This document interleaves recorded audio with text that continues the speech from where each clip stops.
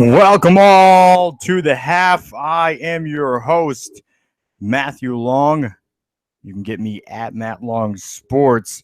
This is To the Half. Today is April 7th, 2017. This is, we're getting closer to 20 episodes here, and hopefully we can get this podcast show up closer to a daily basis here before too long.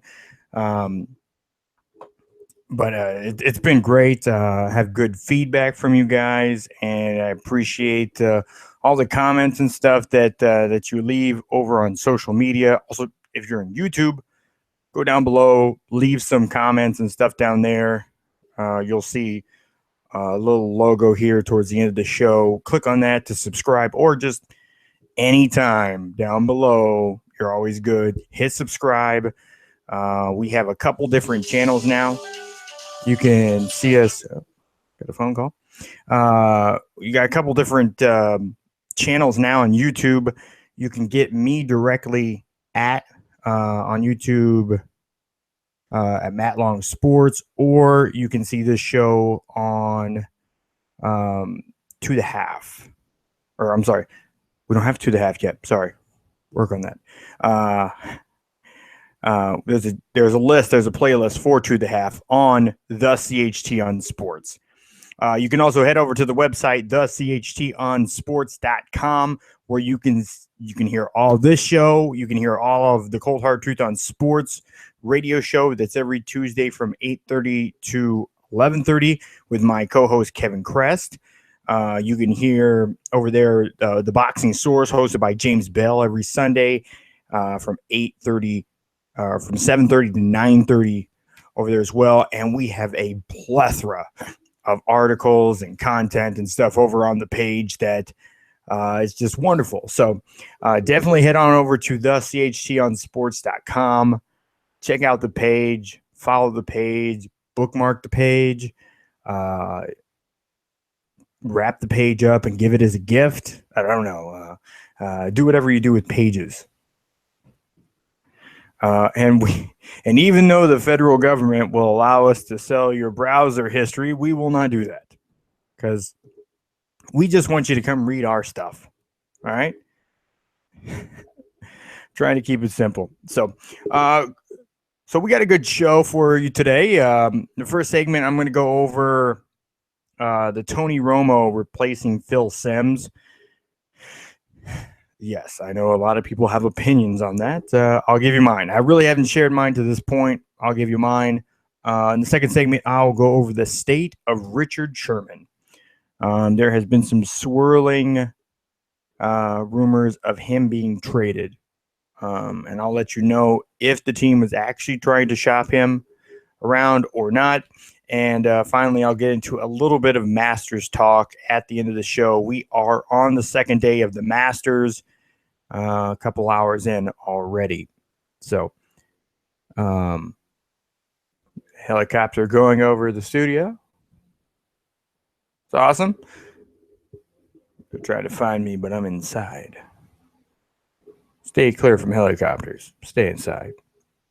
That's my public service announcement for today. So, as we know, the retirement of Tony Romo was announced this week that he won't sign. He won't stay with the Cowboys.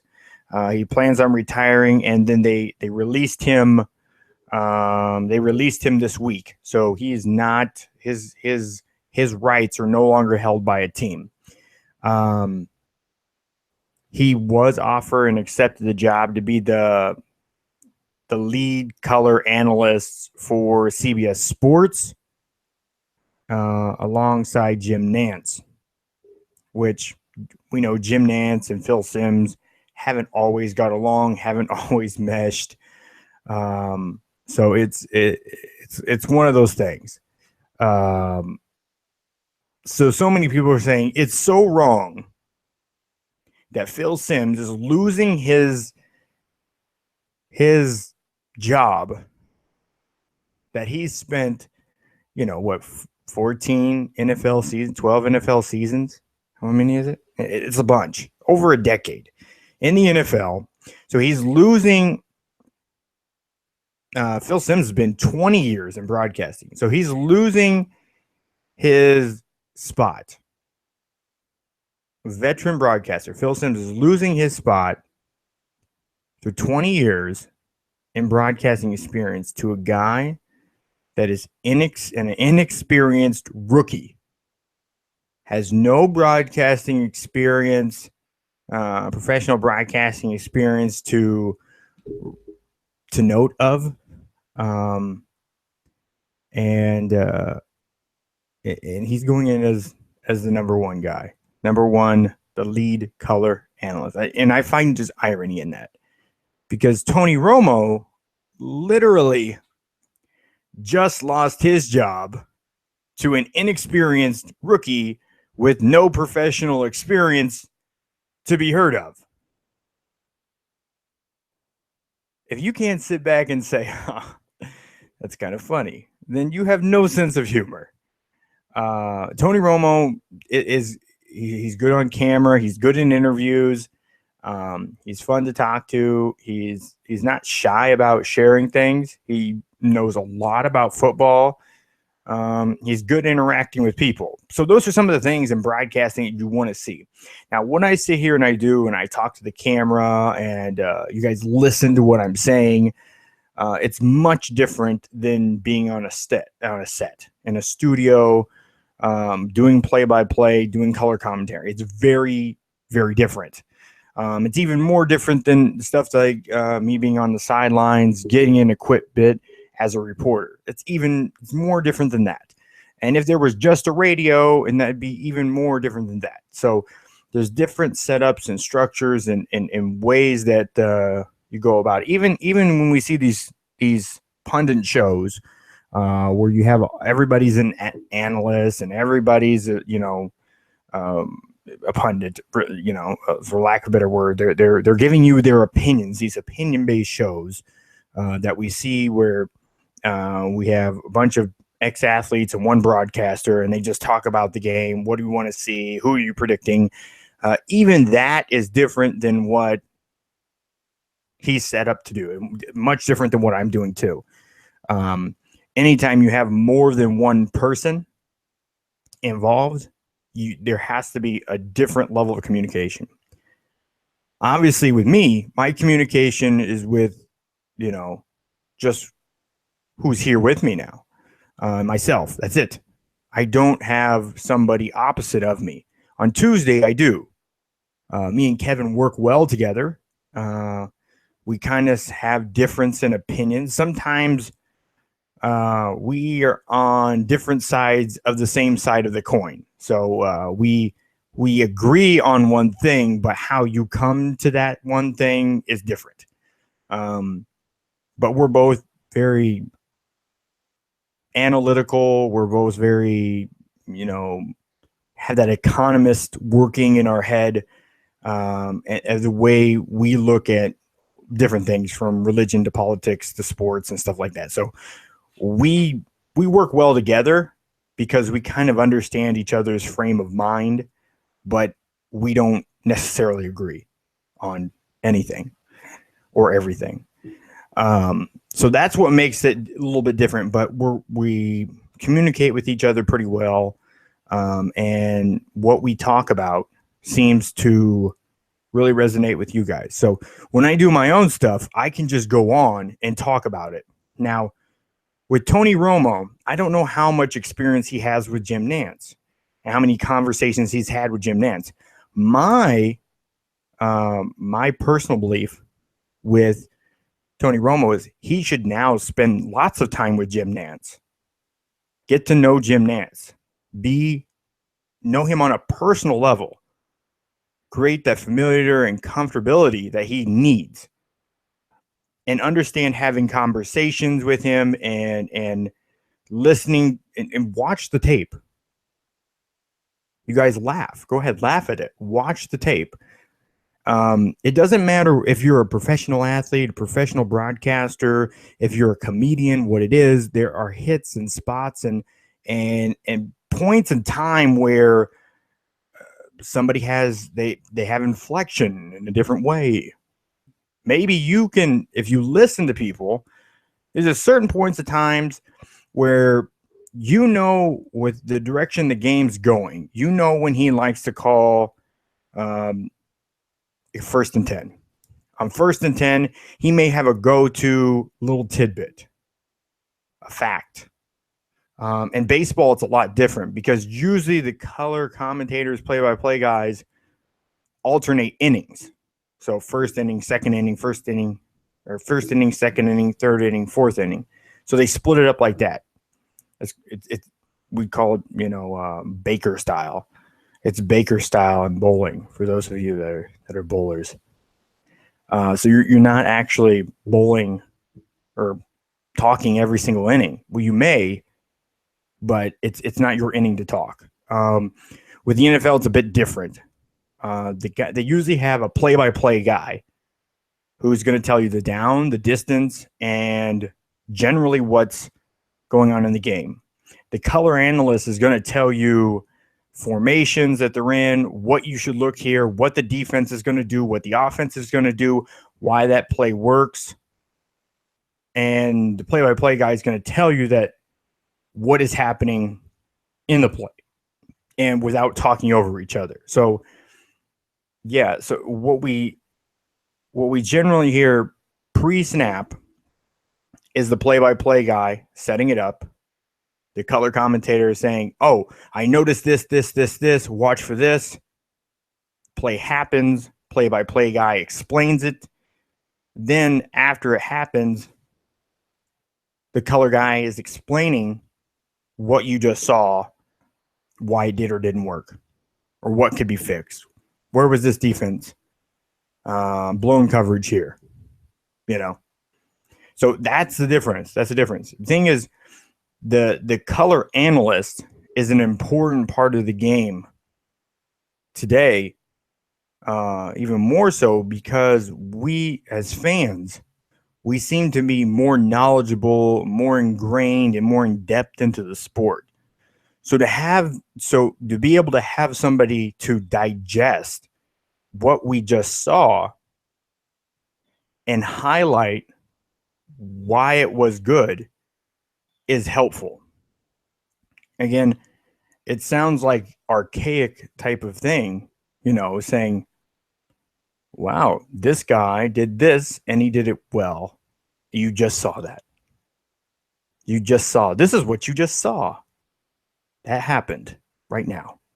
Now we're going to do it again, but differently or the same. Oh, he did it and he did it better. It's weird to think that that sort of thing is necessary, but it really is with lots of different things. So sports is probably the most notable thing, but each sport is different and the way that it's commentated. So Tony Romo, I don't expect him to come in and just do great. I wouldn't expect that. Should he do good? Hopefully. He's going to probably be in a situation where maybe he'll make some of those historic comments. They make jokes about John Madden. Frank Caliendo does an enormously good, spot on impression. If you don't know who Frank Caliendo is by now, you're clearly living under a rock. You gotta check it out. Mine isn't as good, but where John Madden be like, if the flag is thrown and there's no mistakes, there's probably a penalty, which is true. He threw out a lot of things that were like, and he runs past the defender into the end zone. It's probably going to be a touchdown. It's over the top, obvious sort of stuff. Phil Simms is known for saying some of the things like similar things like that, again, in joking. One of his famous lines is, for it to be a forward pass, it's got to go forward. Or it's a good time out for the Denver Broncos because the clock stopped. People make fun of him because of those things. And there's actually a whole Twitter page that has 40 some thousand followers that's called Phil Simms Quotes, which I don't follow, but I probably will after this. I like, there's one page out there I like. It's Sports Quotables, at Sports Quotables. That's my favorite sports quotes one because it kind of ranges all over the place. So I like it. So go follow it. Good place. Free plug for them. But we're sitting back saying, okay, what's up with Phil Simms now? I mean, they dissed him. Well, we also have to understand that Phil Simms did something that had the scent of this. Maybe not just like this, but he had something to the scent of this that he did to the way he treated ESPN. Now, in any industry, when you break industries down into industries are small. You are going to run into people on a semi-regular basis. It's just how it works. It's a small community, I'm a big advocate of, networking and getting along with people. How can I help you? And hopefully you can help me. I don't know. I'm more of the pay it forward. And when it's my turn for it to come back around, I'll catch it then. That's me. Maybe that's why I'm sitting here today and not on ESPN or on Fox or on CBS. I don't know. Maybe that's what it is. I don't know. That could be part of it, but that's who I am. That's my character. That's me. And if I move up and get some big pay out of it, great. If this is where I go, I'm going to grow this either way. There's no, if I'm paying for it, I'm growing it, my friend. So, but Phil Simms, he'll have jobs. He has 20 years of experience. I don't know if they'll drop him down to the second team. With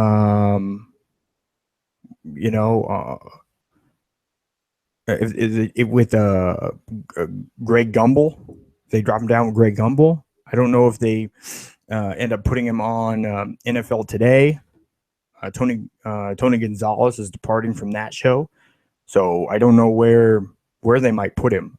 They haven't clarified any of that.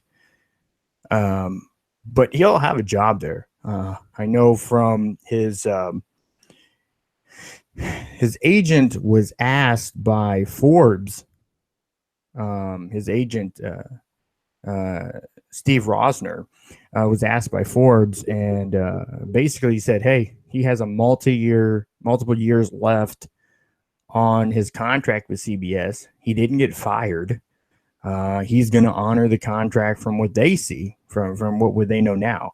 Now, they can agree to dissolve that contract, or he can go with a competitor and they'll absorb that contract, or they can determine if they want to release him or what. Again, everybody's contract is different. That's the odd thing about, about some industries. Now, they say it's usually like a 90-10 rule. 10% of the people in any given industry make most of the money, and 90%, or 80-20. So 80-20. So 20% in the industry make most of the money. The other 80% occupy the most of the space. So I'm a space occupier because God knows I'm not making the money yet. But I'm up for it. Right? So we can't feel too bad for Phil Simms. Is it kind of blindsiding? Was it kind of like, wow, that sucks, man? I worked my way up to this point, and CBS made a business decision that thought they could get more viewers. They got somebody that has coming off of that's high in popularity right out of the NFL. That's good with people. He sounds good in interviews. Is he going to be good at analyzing? He's very knowledgeable. So, kind of looking at the formula, not knowing what the answer is yet, because there's variables that we can't control, one would assume Tony Romo is going to be pretty decent. Maybe not at first, but eventually he'll be pretty decent. Will he be great? I don't know. There's not many guys that are great at any one thing. Look at the NBA. We talk about MVPs, which if you look at statistics and metrics and value proposition, like who's more efficient, you're going to look at Greg Harding. You're looking at Harding. I'm sorry. It's been one of those days.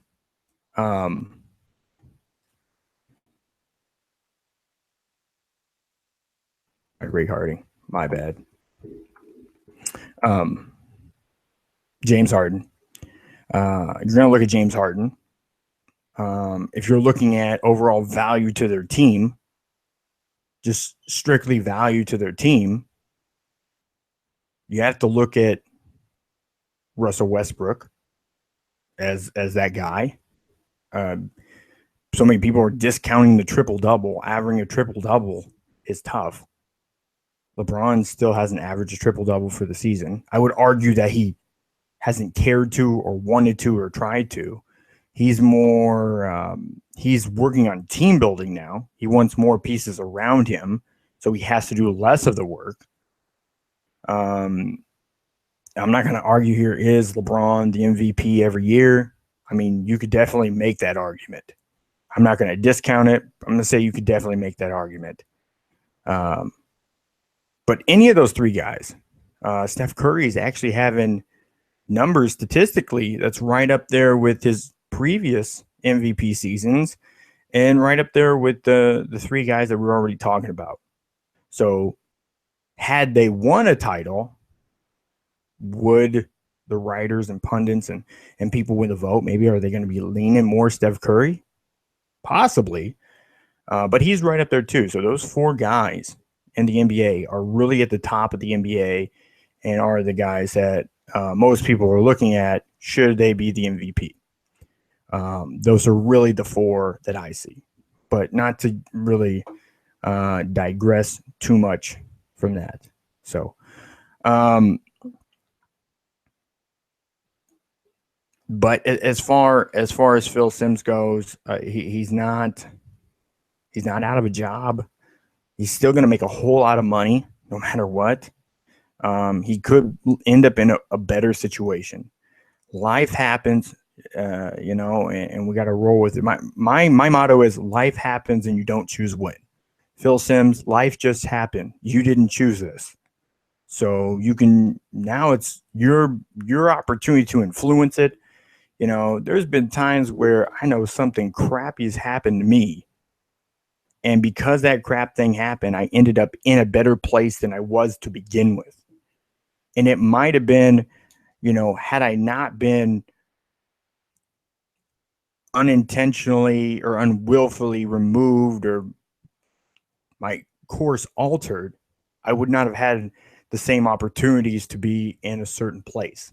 So we never know exactly when things will happen. So, if we just take this concept of thinking that we have control and just let it go, like the Disney song, what we can do is focus on what we really do have is influence, and just focus on influencing right now, because that's really all we can do. So I want to move on to the next topic. Richard Sherman. He is, in my opinion, probably the top cornerback in the league over the last 4 years. 4 straight Pro Bowls, multiple All-Pros, multiple all pro teams. Probably, like I said, the best cornerback in the game. He's the best at his position.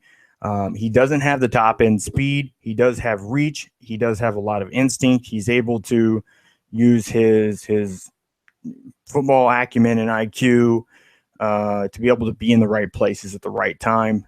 And he's not little. He's not little. Actually, it's funny. We were the other day, a little while back, rather. We were doing measurements and stuff, and I actually have pretty much the same measurements as him. He's just younger and more athletic and faster than me now, and actually a professional football player. And more money. And considered the top in his field by most everybody. But he's not on the air right now on this show. So I at least have that over Richard Sherman. That's called making lemons. No, lemonade. But not like Beyonce. I wouldn't make that kind of lemonade. Because I'm not mad at Jay-Z. But he's the best player on their team. He's a top player at his position in the NFL.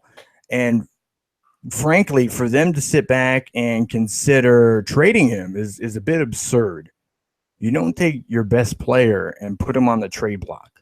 You find ways to bring him up and rally around him if you can. I mean, he does have, he signed a, he signed a 4-year, $56 million contract. Now, here's the thing. He's looking at, on that contract, he had 10, 12, average of about $11.5 million is what his average base salary is, backing up with the signing bonus. It's a total cap hit this year of 13.6, 13.2 next year. There's some dead money issues there. So for capology, he doesn't work well with the team. So I understand that the contract that they have isn't in their favor unless he produces. He's been to 4 straight Pro Bowls, and it doesn't look like he's going to miss the next 2 anyways. So you have a Pro Bowl cornerback that can pretty much cut off half the field. It sounds like you have $13.6 and $13.2 million spent between the next 2 years. I don't have an issue with his contract or what they're paying him, but for them to want to ship him off is kind of odd on their end. What don't they know? What don't we know? He's in the Pacific Northwest. He's in an area that is frankly fine with free speech. He's in a state that's legally they've legalized recreational and medical use of marijuana. And we're sitting here wondering, is it a speech thing? They don't want to hear that. No, it's not that. He has a coach and a front office and a team that embrace the free speech, that embrace him doing things right now, frankly, that are setting up for his career after football. He writes for the Huffington Post. He writes for the Players Tribune, which is right here out of Tampa. By the way, Derek Jeter is interested. This is a little bit of tidbit I want to throw out there because it's talking about the Players Tribune, which he owns. He's, from what I've understood, is interested in buying a Major League Baseball team. I'm not saying it's the Rays. I'm not saying it's the Marlins, or maybe it's someone else. I'm just saying that he's interested in owning a baseball team from what I understand from sources. I'll leave it there. Swirl that around how you want to. I'll leave it there. And that's called a tease. But Richard Sherman if somebody picks him up, they're going to get good. They're going to be good. at that position. They'll solidify a position by taking that contract on. But here's the thing is, with having a max deal, being at that time the highest paid player at his position, and them wanting a first-round pick, they want a very good player, from what I've been told. They want a very good player and a first-round pick for Richard Sherman. That's a lot to ask out of a team. So you're losing a key asset, and you're losing a potentially key asset or high productive player because it's a first-round pick. All those guys should make the roster and probably be starting in a year or two if you're in the first round. Hopefully you excel after that, but it's that's giving up quite a bit. So that's productivity, that's potential. I mean, we can look at the Jones, the Chandler Jones trade between the Patriots. I talked about this on the show a few weeks back when the Patriots traded Chandler Jones away for Cooper, an offensive tackle who didn't pan out. They ended up cutting. They ended up also getting 2 draft picks, one of which it was an offensive lineman who's worked out really well for them. So it was still a win-win for both sides. Now, in this, the rumors are the Patriots are interested in trading for him. Now, he has 2 years left on the deal. Now, they paid they paid Darrelle Revis, I think it was $20 million for 1 year. They took that. They decided for 1 year to pay him that. So is it unheard of for them to pay this money for him? If they don't retain Malcolm Butler, they could. But I've heard mixed reports on are they or aren't they interested in him. The Patriots before the draft are not going to tell you exactly who they're interested in because they don't want you wondering or thinking about who they're going to draft. It's silly season. It's smoke and mirrors. Are they interested in him? Obviously, who isn't interested in having him? But at what price? What are they willing to give up? I don't know. So that's stuff we have to watch and wait and see what's going to happen there. But he may be a high level of currency they have, but I don't think that's the piece you want to trade away. He's not the piece you want to trade away. So you can look in other directions and ways. Ask them to restructure. Because that makes more sense. You can still guarantee him the same amount of money. All right? You can still guarantee him the same amount of money and it not be in salary or signing bonus, which are the two things that hit the cap. You could just say no signing bonus. Maybe there is a workout bonus that is equal to $7 million that's due on day one. I don't know. Kind of sounds like a signing bonus to me. I don't know. What do I know? They can restructure that. They can give him the same guaranteed money or more to restructure and take less of a cap hit and keep him. Think about it. All right, closing out the show today. For those of you that didn't know, Dustin Johnson, who was favored by Vegas and a lot of people to win the Masters tournament this weekend in Augusta, Georgia, who's been dealing with quite a bit of their own weather and rain and, tornadoes. I'm from Nebraska. I'm not all that unfamiliar with tornadoes. But he has withdrawn. He withdrew from the tournament yesterday. He had a 2 p.m. tee time the day prior. He had fell down on, been kind of mixed reports, fell downstairs or on stairs and hurt his back. Now, I've had some few people who was asking me or talking to me about he's taken the cortisone. Most people say injections, but this is an oral cortisone, which is different.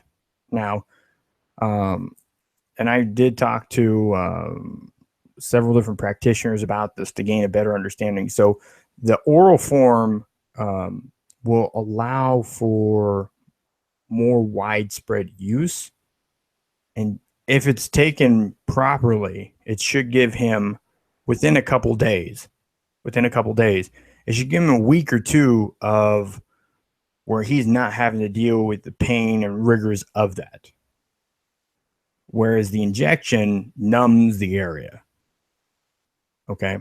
So same thing, injection versus oral and how it works. So the oral form that they were hoping he would be able to be to a point to where he'd be able to warm up and loosen up and stay loose and not have to deal with any of the pain or rigors of the injury for at least the tournament.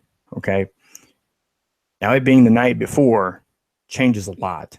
Like I said, one of the physicians I talked to, one of his NFL guys, took the oral a couple days before. And then again, it worked great for 2 weeks. So that's the thing. Everybody's body is different, and how you're going to react to things are going to be different. So it's not something to where it's something it's not going to work. So would he go off next week or in the next 2 weeks? Maybe, probably. I don't know. But it's something to keep an eye on. As far as the Masters tournament goes, I know it's funny. I was listening to a broadcast this morning, and fans and people in the media, not like uber golf fans, but the casual fan and people in the media. I mean, myself, I'll include myself, are fans of Tiger Woods. So I heard someone ask, they were talking to an individual that was covering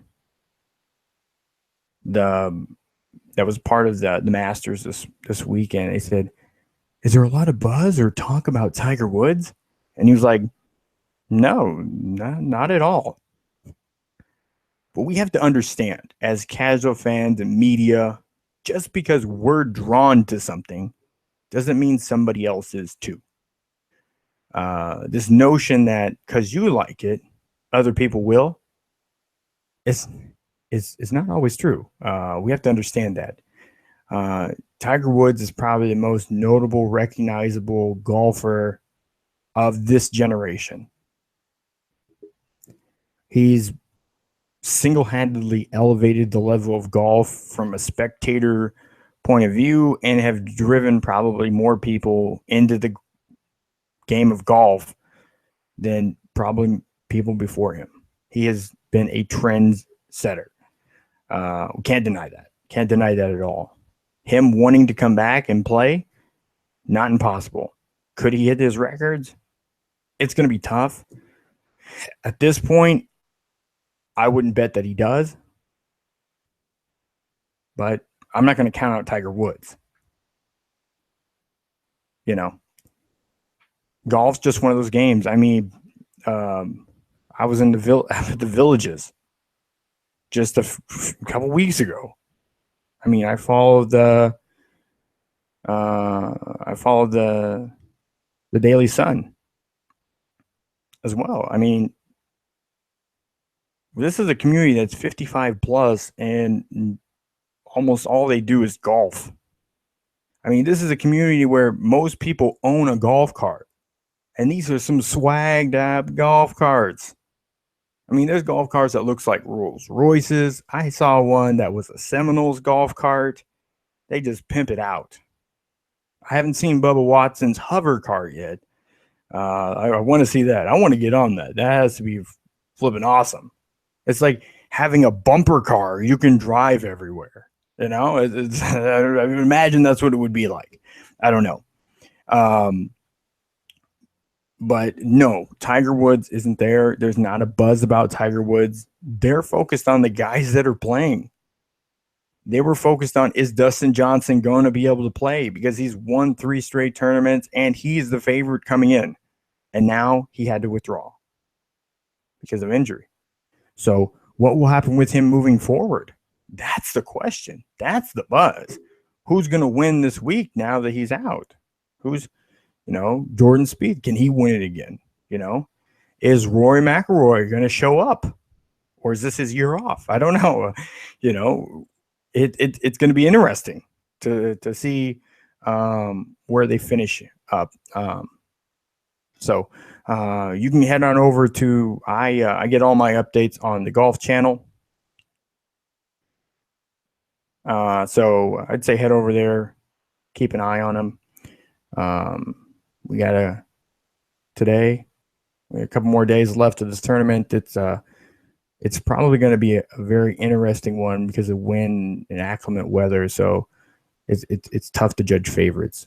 So, but that's all for me today. Thank you for tuning in to The Half. Go over to the website, thechtonsports.com, read the articles, click on the listen link, listen to this show and all of our other shows that you can hear on the network, either over on Blog Talk Radio on the GoLong Media Channel, or over on Spreaker, on SoundCloud, on YouTube. If you're on YouTube, subscribe. If you're not on YouTube, go to YouTube and subscribe. Where else? iTunes. Did I say iTunes? SoundCloud. A bunch of places. Hopefully here in the next couple months, we'll be able to have it on iHeartRadio and TuneIn Radio as well. So we're looking forward to growing the show, growing this channel. If you are a fan, a broadcaster, a writer, someone that loves sports, news, fitness, entertainment, and you're interested in getting involved, just go over to Facebook at the CHT on Sports and direct message us over there on Facebook. And we'll either myself or someone will get back to you if you're interested in joining the team and learning some more how you can contribute. So, but that's all for me today. I'm out. I'm headed to Lincoln, Nebraska. My grandmother turns 98. Yes, 98. It's crazy.